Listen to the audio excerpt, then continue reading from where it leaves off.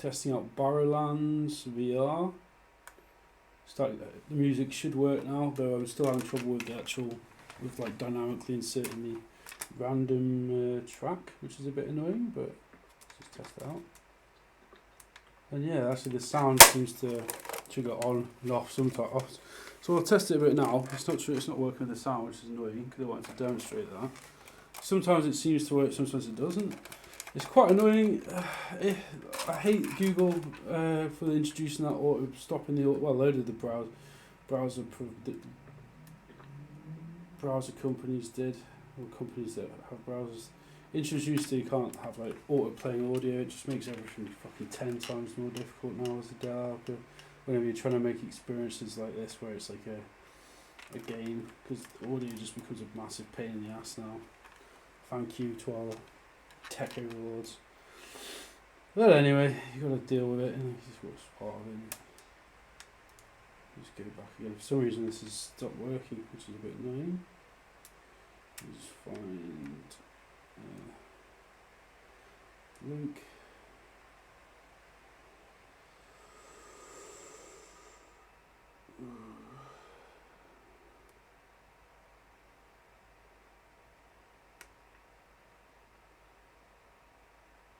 I think it is.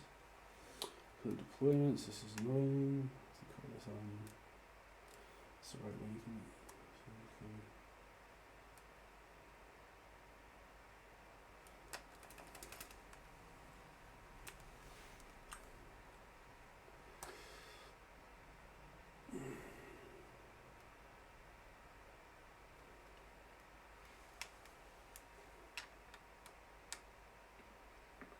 Why isn't the music triggering?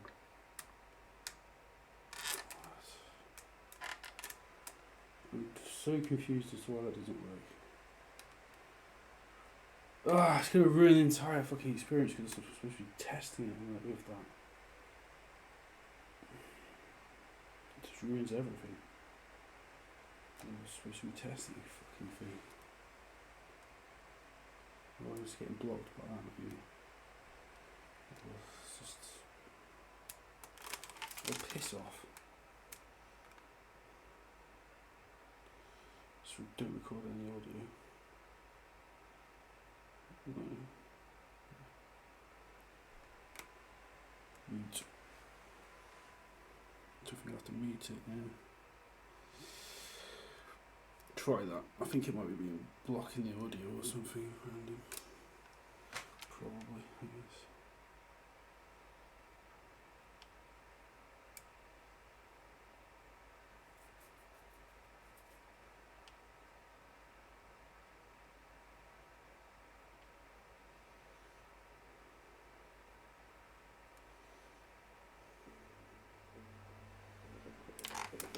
Try again. Had to block the audio now, but it's, well, I'll pick up on there anyway. I think it was blocking the audio. It's always annoying with VR to test stuff out because of stuff like this. Yeah, anyway, that's what it is.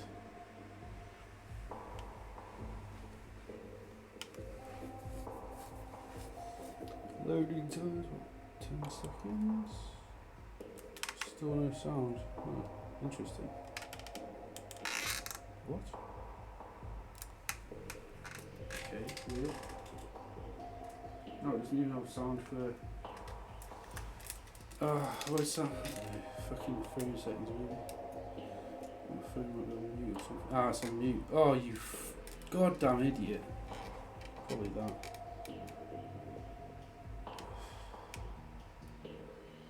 This is all good because VR mobile is still a bit funny. Sometimes you have to like know all the little eccentricities of setting it up and stuff. Really, a little pain in the ass, but that's what it is. Still quite an emergent technology, I guess. Really, VR. This was quite a rage thing to be working on. Quite recently. Anyway, I'm just going to test it now because I've been asking around trying to get the music to work again for ages. I think potentially it's just being blocked by. Well, this is not much more advanced than the last video I did, so it's a bit of a pain actually. I'll just play the music over. Suffice to say that it has worked. It has been working. I wonder if it's Vidma that's actually blocking it from working. So, have a look around. I've been trying to tweak a bit the raindrops, but like that seems very. I'm trying not to mess too much with that. That's not even my code. It's a component that I found online, which I thought, oh, that looks quite useful. So I'll try and implement it. And it's been it's quite good. But then the only problem is it looks like it's every.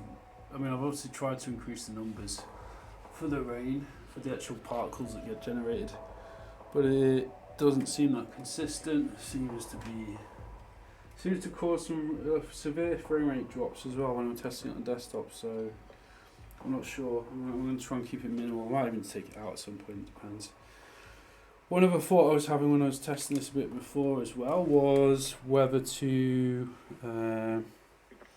add ceilings in some places, because obviously we've got an open skybox. We've got a skybox there, and there's not really any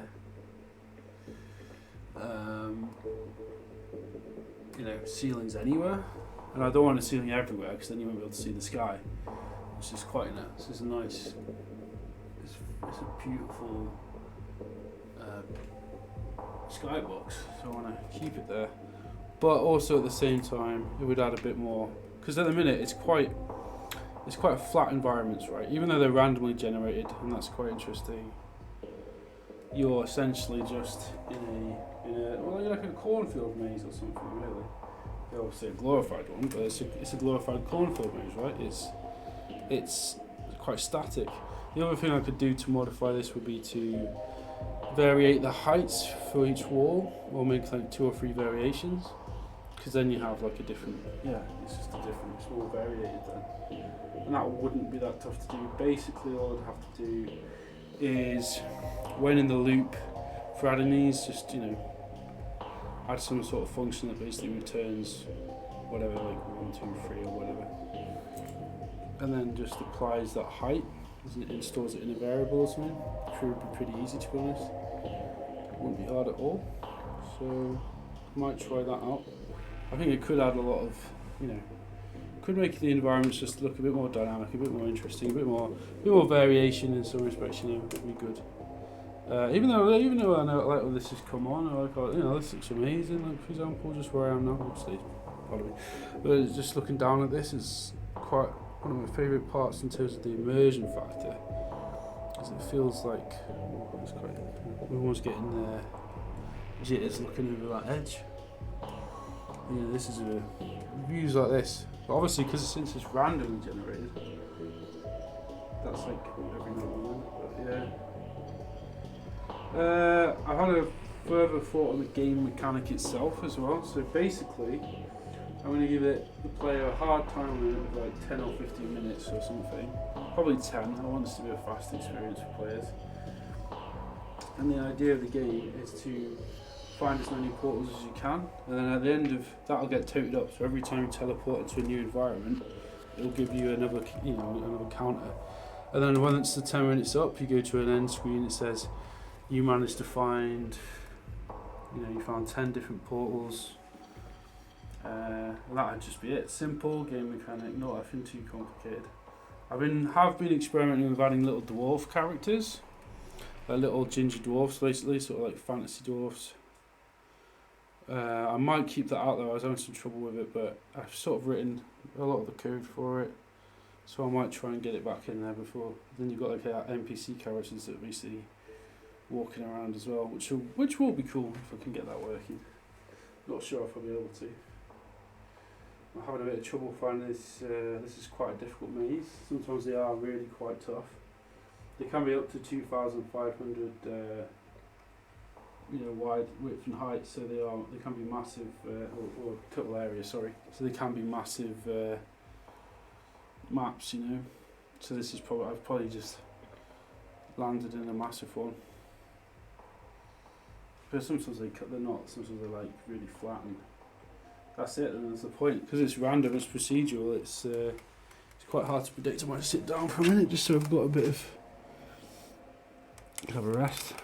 It's not too bad.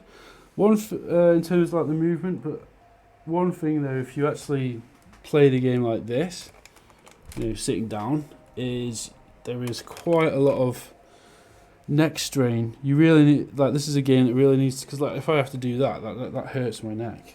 I have to automatically now go around. Obviously, I can't twist my head around 360 degrees. 180 degrees. Sorry, that would be the end of me. So that's annoying. And obviously, so you have to stand up to play this game, and that's why I don't think any more than 10 minutes would be advisable for playing a game like this. Because I can swoop around like this, easy, and look down at the floor and then move. Because you have to look down, if you're doing that whilst you're sitting down, you haven't got as much freedom of movement. So it's another thing to consider with the VR.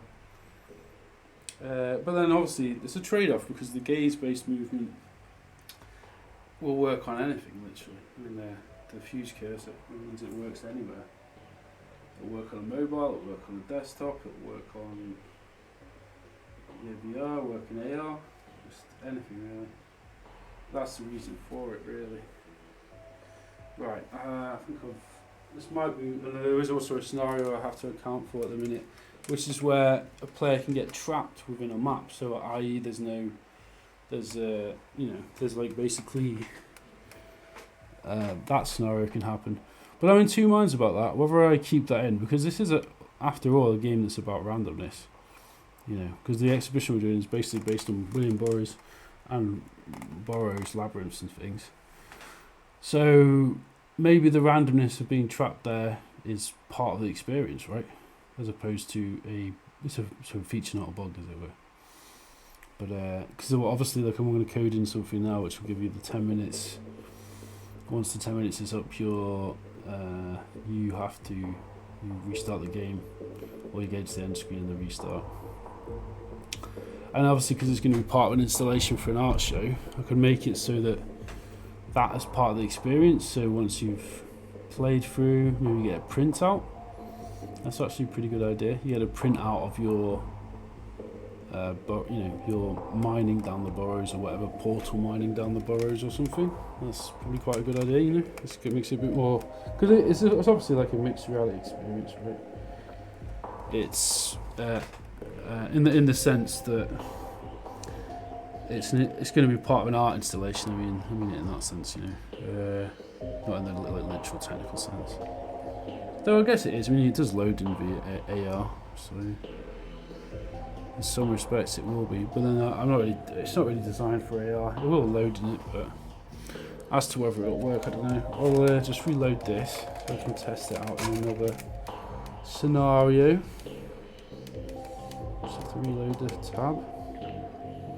Go back. Still recording though, yeah. Come on. Just load this again. Oh no. This is fine. It's always a bit awkward when I wear I'm quite short-sighted, so I have to wear glasses when I'm in VR.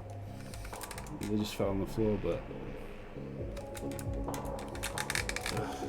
it can make things a bit awkward at times.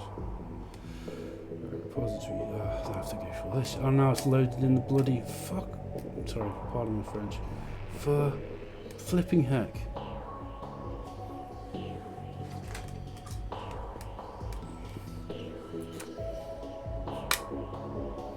Right, I'm steamed up a bit. I need to wear my glasses. So yeah, I have to actually have my glasses on whilst I'm in here. I mean, I can do it without, but it doesn't. It's not. The graphics are very blurry because of my short-sightedness. Let's go VR. Bring it into VR mode. Let's go in. Got one of the neon levels. These are quite cool. Stand up again, obviously. This is actually one of my favourite textures. It's quite a cool one. It is in a class, more classically cyberpunk. Aha, the blue's there. So that'll be where the copper cube is. I'm not exactly sure what to call them portals. We might call them copper knob portal. I don't know. But then that sound's got such connotations. I think Donnie, my mate, called himself copping up for. Well, he's the ginger man, so I guess that's the real. Let's have a thought. Oh! Okay, and I'm in more of a Celtic one. This is actually Celtic punk because the rating of Leonardo. Right, this is a bit easy. You can see how the light plays off the walls, which is quite nice too. It gives you a sort of indication of where the ports are as well. So that's intentional. Because that means if I can see that blue light anywhere, it means that because the light, what's it?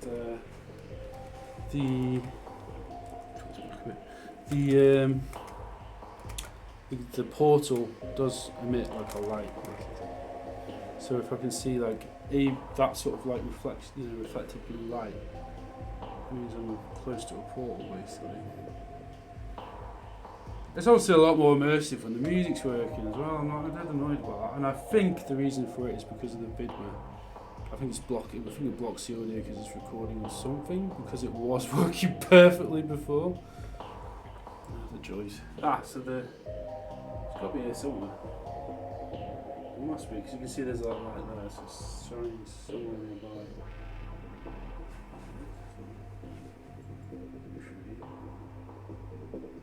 So there's some light there as well.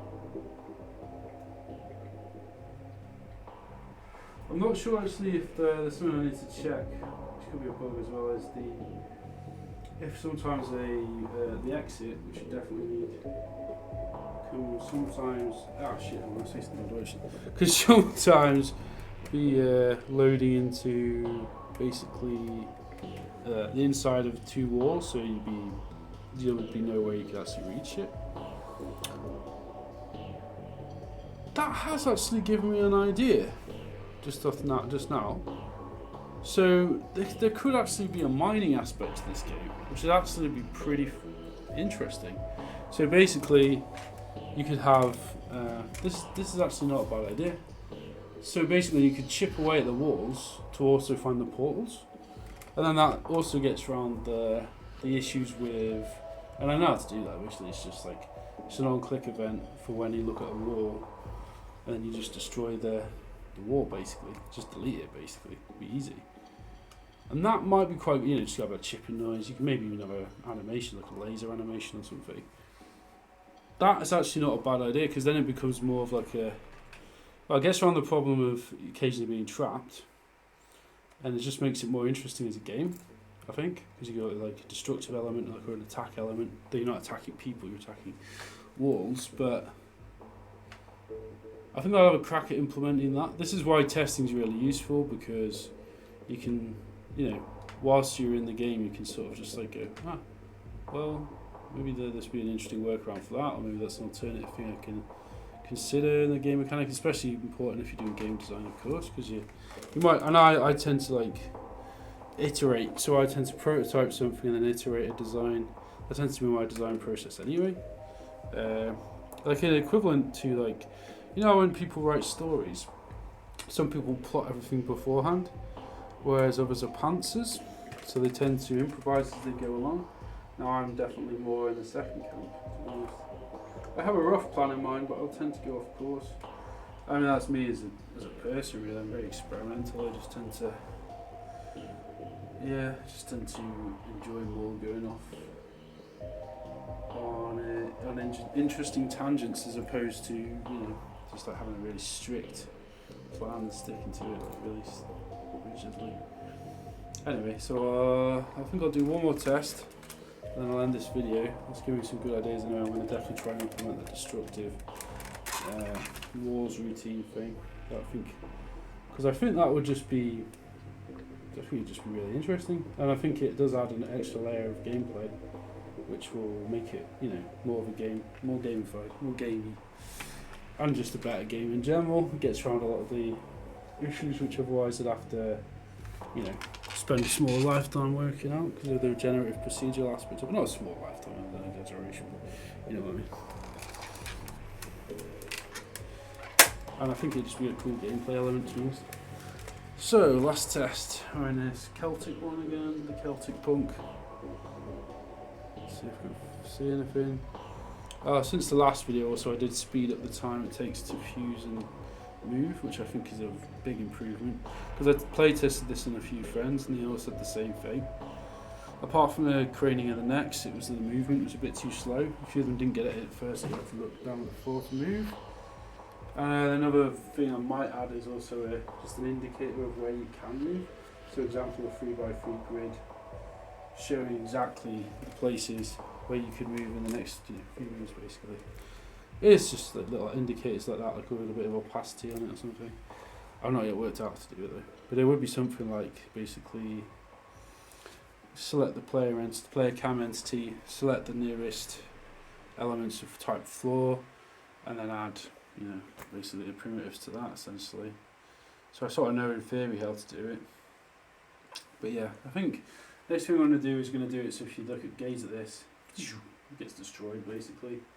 What I'll probably do is have an animation, so if you click on it, look, it'll slowly fade out with an opacity and make some sort of laser noise. That'd be quite cool. That'd be very cool actually, and that's not that hard to achieve. Basically, I could apply a colour to the primitive, apply a colour, and then fade it out in over like 3 or 4 seconds with opacity, and then obviously delete the element entity as well. That has to happen, otherwise it's not good. Remove it from the scene when you listen.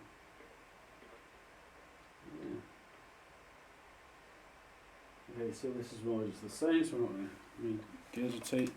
That gives me a bit of a. Hopefully that's interesting for any of you VR developers or people interested in this sort of stuff to view a sort of live testing of an in-progress VR application. This is starting to get there now. I think I'm about 3/4 of the way through. It's very annoying about the music, but I think that's purely just because of Vidma. This is the recorder I use, screen recorder I use. I think it just blocks the audio. Just in case you're interested in what this is, not really. It's just a mobile holder headset. It's essentially a glorified Google Cardboard. So it's nothing that special. This is a Samsung S22. Yeah, stop the recording. And yeah, I've never been a big fan of dating it. I hope you find that interesting. And yeah, leave any comments you may have below. If anybody knows anything about actually sound triggering an in-frame, because I've already done the preload for the auto preload, I've done all that. It just seems very temperamental. Seems like sometimes, the sound effects are fine, it's more for the music. It seems to, I select the component on the entity and then, do the caller methods for playing and stopping, and I've tried adding current time. It just seems to be really temperamental. So that might be because of Vidma. I'm not sure, I'll have to test it outside, but if anyone's got any ideas on that. Apart from that, that's about it really.